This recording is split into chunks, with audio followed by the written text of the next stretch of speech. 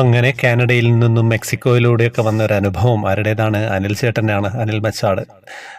നമ്മൾ ഇതിനു മുന്നേ അനുഭവം പറഞ്ഞിട്ടുണ്ട്, നമുക്ക് കേൾക്കാമല്ലോ. ജയ് ശ്രീ രാധേ രാധേ, നമസ്കാരം ശ്രീകാന്ത് സാർ. എൻ്റെ പേര് അനിൽ മച്ചാട്. ഞാൻ ത്രിമധുരം എന്ന വലിയ കുടുംബത്തിലെ ഒരു ചെറിയ അംഗമാണ്.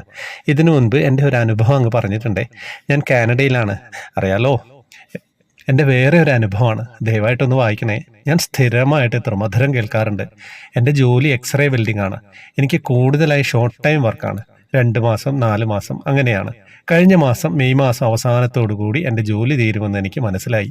അപ്പോൾ ഞാൻ ഭഗവാനോട് പറഞ്ഞു, എനിക്ക് ഉടനെ തന്നെ ജോലി ശരിയാവുകയാണെങ്കിൽ ഞാൻ നമ്മുടെ ത്രിമധുരത്തിൽ പറയാമെന്ന് ഞാൻ പ്രാർത്ഥിച്ചുട്ടോ.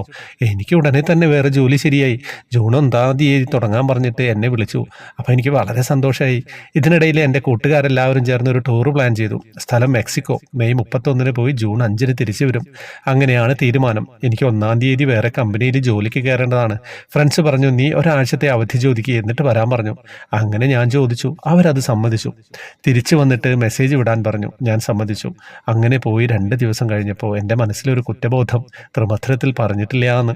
ഇനി അവിടെ ചെന്നിട്ടാവോന്ന് കരുതി വരുന്നതിന് മുമ്പ് കമ്പനിക്ക് മെസ്സേജ് വിട്ടു. 2 തവണ ഒരു റിപ്ലൈയും ഇല്ല. എൻ്റെ 2 ഫ്രണ്ട്സ് അവിടെ വർക്ക് ചെയ്യുന്നുണ്ട്. അവരെ വിളിച്ച് കാര്യം പറഞ്ഞു. അവർ പറഞ്ഞു മാനേജറെ കാണാൻ പറ്റിയില്ലെന്ന്. അപ്പോൾ എനിക്ക് മനസ്സിൽ തോന്നി ഭഗവാന്റെ പരീക്ഷണമാണെന്ന്.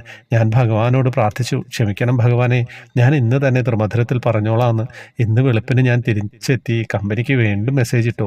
അവിടുന്ന് 1/2 മണിക്കൂർ കഴിഞ്ഞ് എന്നെ അവർ വിളിച്ചു. 15-ന് ജോലിക്ക് കയറാൻ വേണ്ടി റെഡിയാവാൻ പറഞ്ഞു. ഓരോ സ്ഥലത്ത് ജോലിക്ക് കയറുമ്പോഴും ഞങ്ങൾക്ക് വെൽഡിംഗ് ടെസ്റ്റ് ഉണ്ട്. അതുകൊണ്ടാണ് 15-ാം തീയതി ആവുന്നത്. സാർ, കുറച്ച് നീണ്ടുപോയി എന്നറിയാം, എന്നാലും ഒന്ന് വായിക്കണം. അത് സാറിൻ്റെ ശബ്ദത്തിൽ കേൾക്കാൻ നല്ല സുഖമാണ്. സാറിനും കുടുംബത്തിനും എല്ലാ ഐശ്വര്യവും ഭഗവാന്റെ അനുഗ്രഹവും എപ്പോഴും ഉണ്ടാവട്ടെ എന്ന് പ്രാർത്ഥിക്കുന്നു. കാനഡയിലൂടെ ഒന്ന് സഞ്ചരിച്ചു അല്ലേ? എന്താ കഥ!